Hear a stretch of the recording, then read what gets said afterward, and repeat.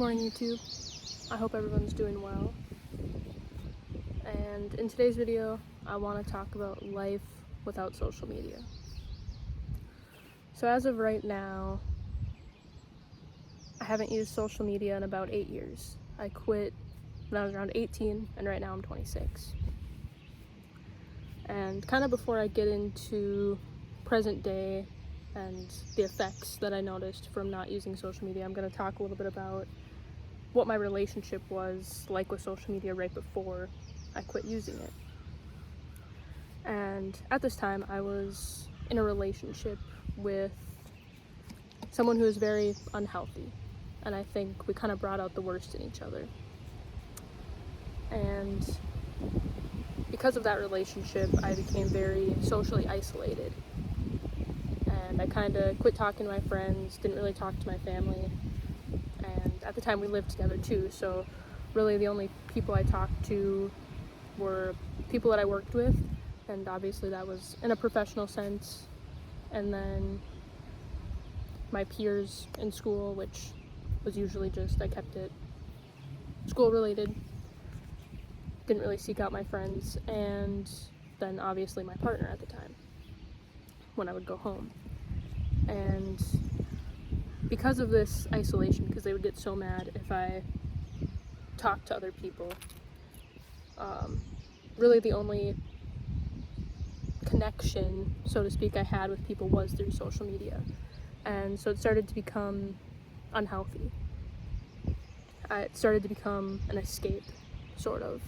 An escape from this toxic chapter in my life. And also because our relationship was kind of toxic, instead of communicating with each other, what we did was we'd post passive-aggressive things on social media. And we never explicitly said who we were talking about, but it was quite obvious that everyone knew who we were talking about, right? People aren't stupid. And it just wasn't good. And then we went through a breakup. We had a really bad breakup, and after we broke up,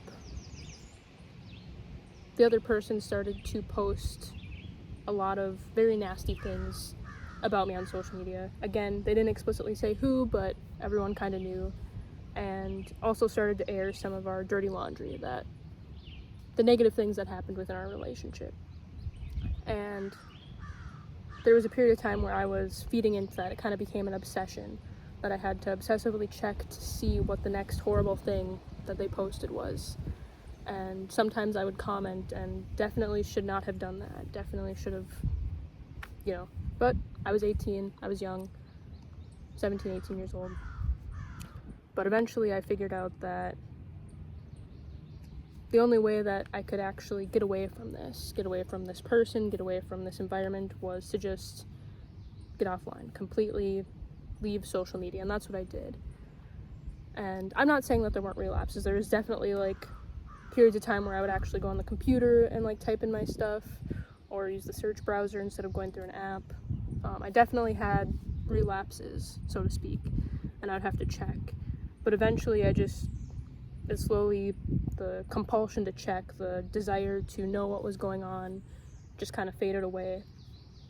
And in its place, I started to return to hobbies that I had enjoyed when I was younger, that I don't want to say social media stole away from me, but in a sense it kind of did, because that became my go-to. That became the thing that I did in my downtime, was looking at my phone.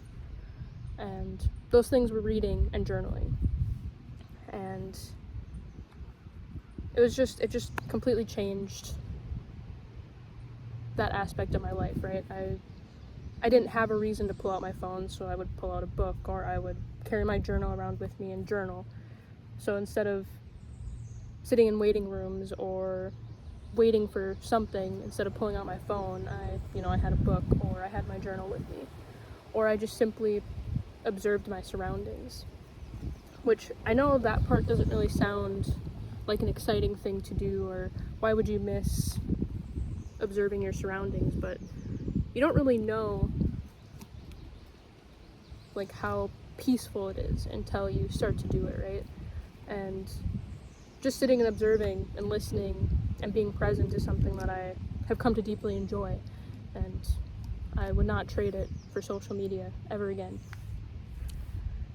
But anyway, also along quitting social media, I started to realize that my communication skills got better, and that, kind of like what I said, when I would be in situations like maybe I'm waiting for an oil change or waiting in line to get something at the fair, whatever it is, since I wasn't looking down at my phone and I was more present, strangers started to approach me more.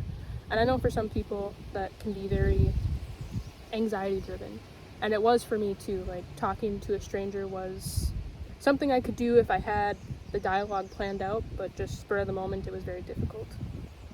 And since I kind of had to go through that because people were approaching me more because I wasn't looking at my phone, my ability to talk to strangers became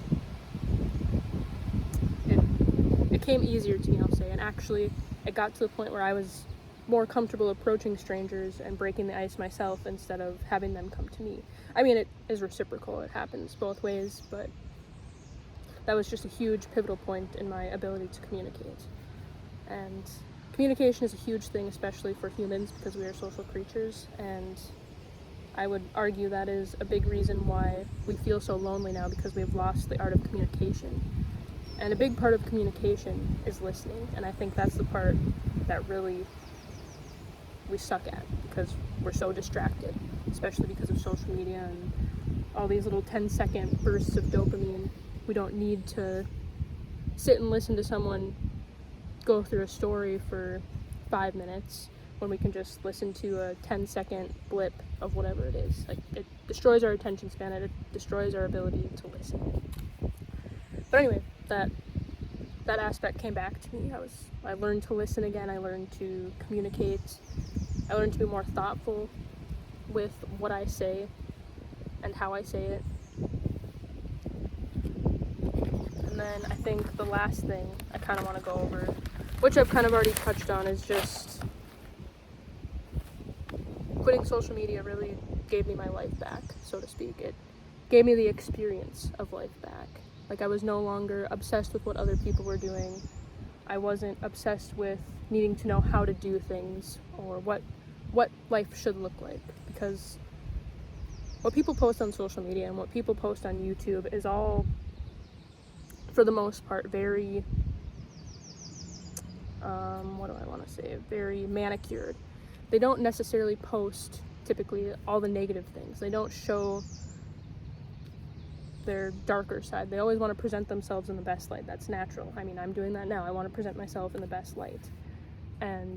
But when that is all you see, you start to wonder why your life doesn't look like that. Why isn't my life perfect? Why doesn't my life resemble what theirs resembles in a picture? But we forget it's just that. It's a picture, and it could be the 10th picture they took before they posted, you know? Like, we don't know the story behind it. We only know what they want to show us. And I guess I would much rather live a first-person direct experience than secondhand. And my life has become a million times more peaceful. My communication has gotten better. My relationships have gotten better because I'm not interrupted by my phone. And I know kind of this will go into a different thing, that I know a big argument with social media is that it connects people who are a long distance away physically from us. And I think that's a great thing, right? Like, I have a huge family. I have a very big family, and they kind of live all over the world, and they've lived in different countries. So I understand wanting to stay in contact with them. But personally, for me, I feel like if it starts to cut into your ability to have deeper relationships with the people that are around you, then it becomes a problem. And that, I know this is my opinion personally, that I feel like if someone wants to connect with me or wants to know what's going on in my life, they can call me or they can text me. They should have my phone number, right? And if they don't have my phone number, there's probably a reason for that. You know, it could just be simply that they just don't have it and lost contact that way, or it could be that I don't want them to have it, right? And that, like I've said before, I'm a private person, so I don't know. Posting on social media has always been awkward for me anyway. Like, I'm not someone who shares that type of stuff. But anyway, I guess that's why I choose to live without social media, and why I choose to never go back. Because it's just not worth it. And the times that I have logged back in, I'm just bombarded with the chaos and just, I don't know, it's just very chaotic energy, and I am very sensitive to it because I've lived so long without it. And, you know, I'm okay without that in my life. I'd rather live in the dark if that's okay. But anyway, peace and love, YouTube, and this is gonna feel really weird to say, but if you enjoyed the video, please give it a like. Leave a comment if you want to share your own story or perspective on social media. And until next time, peace and love.